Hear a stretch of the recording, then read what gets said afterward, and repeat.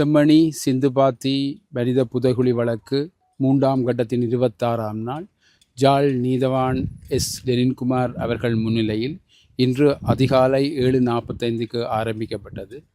புதிதாக 6 மனித எண்புகள் அடையாளம் காணப்பட்டு 6 மனித எண்புகள் அகழ்ந்தெடுக்கப்பட்டிருக்கின்றன, சுத்தப்படுத்தப்பட்டு நீதிமன்ற கட்டுக்காவலுக்கு பாரப்படுத்தப்பட்டிருக்கின்றது.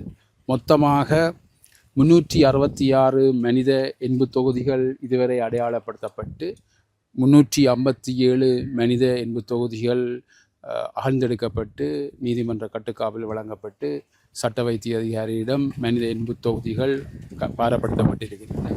அதே நேரம் பிற சான்று பொருட்களாக நாணயம் 2 நாணயம் ஒட்டியவாறான நாணய குத்தி ஒன்று 119வது பிற சான்று பொருட்கள் இலக்கிடப்பட்டு நீதிமன்ற கட்டுக்காவலுக்கு வழங்கப்பட்டிருக்கிறது.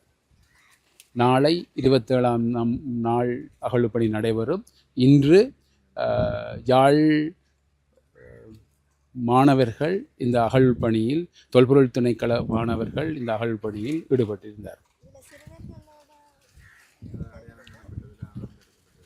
சிறுவர்கள் 3 பேருடைய எண்பு தொகுதிகள் சிறுவர்களாக காணப்படுகிறது. மற்றது வயது அடல்ட்ஸ் எலும்பு தொகுதியாக காணப்படுது. C17 என்றது ஏற்கனவே ஆரம்பத்தில் இந்த 3ஆம் கட்ட அகழ்பணி இடைவெளி விடும்போதும் அந்த அடையாளப்படுத்தப்பட்டது. அது இன்று சுத்தப்படுத்தப்பட்டிருக்கிறது. அகழ்ந்த போதுதான் அது சம்பந்தமான என்ன விடயம் என்று சொல்லக்கூடியதாக இருக்கும். இடுப்புக்கு கீழே நடுப்பகுதியில் அந்த 2 நாணய குத்தியும் ஒட்டியவாறு அகழ்ந்தெடுக்கப்பட்டிருக்கு.